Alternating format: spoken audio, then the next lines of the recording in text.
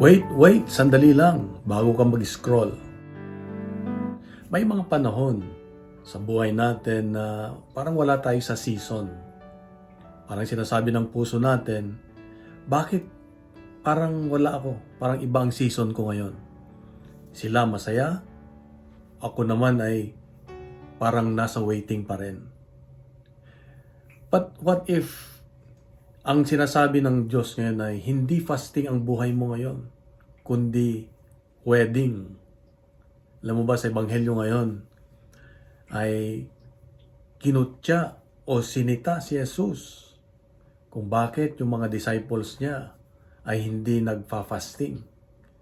Ang sabi niya, can the wedding guests mourn while the bridegroom is with them? Oo nga naman, bakit ka malulungkot kung araw ng kasalan, di ba? Parang sinasabi ng Diyos na may tamang panahon ng pagluluksa, may tamang panahon ng selebrasyon, may tamang panahon ng fasting. Sa kultura nating mga Pilipino, in our culture, sanay tayo sa comparison. Kinukumpara natin ang sarili natin sa iba. Na kung minsan, sabi natin, bakit sila parang blessed na blessed? Bakit ako parang struggle season? Wala bang breakthrough, Lord? Wala bang breakthrough? Wala ba yung ako naman? Pero ang totoo, iba-iba ang season natin, iba-iba ang panahon natin. Na may season ng fasting, may season ng tahimik ka lang, may season na may kabigatan, may season na refining ka lang, naglilinis ka lang.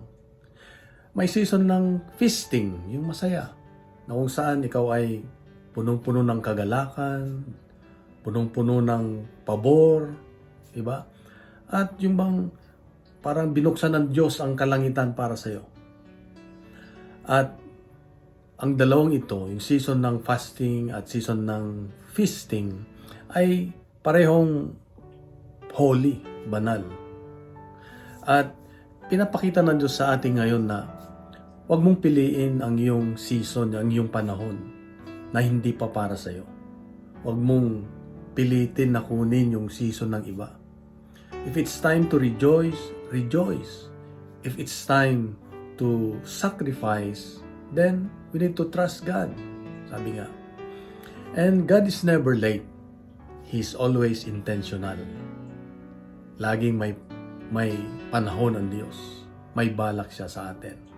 Kaya ang inanyayahan tayo ng Diyos ngayon na we need to embrace our current season without comparison.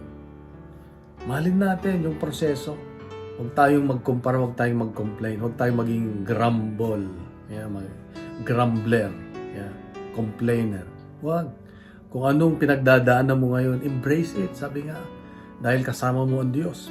Pinayagan niya yan para tayo ay lumago, ikaw ay lumago.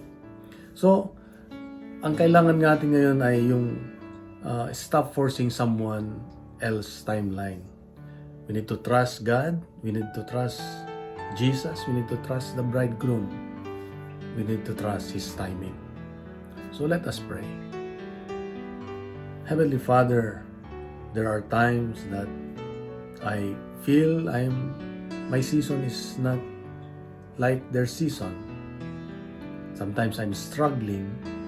Sometimes I'm in a season of sacrifice. But give me the grace to trust you. Sometimes I'm in the season of joy, of feasting. Give me the heart of gratitude, gratefulness. Thank you, Lord, for your love. Thank you for your goodness. Ang lahat ng ito, Ama, ay aking kailingan sa iyo. Sa pamamagitan ng iyong anak na si Jesus, kasama ang Banal Espiritu Santo, magpasawalang hanggan.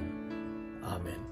Ilan ko lang po na isulat natin sa comments ang salitang trust or season. At sasamahan ko kayo sa panalangin. And we need to share this gospel para marami po pong mabless. At nawa, punuin natin ng good news ang social media at gawin nating viral ang salita ng Diyos. Sa mga pagpalang araw sa iyo at sa mga mahal sa buhay. God bless and God's good.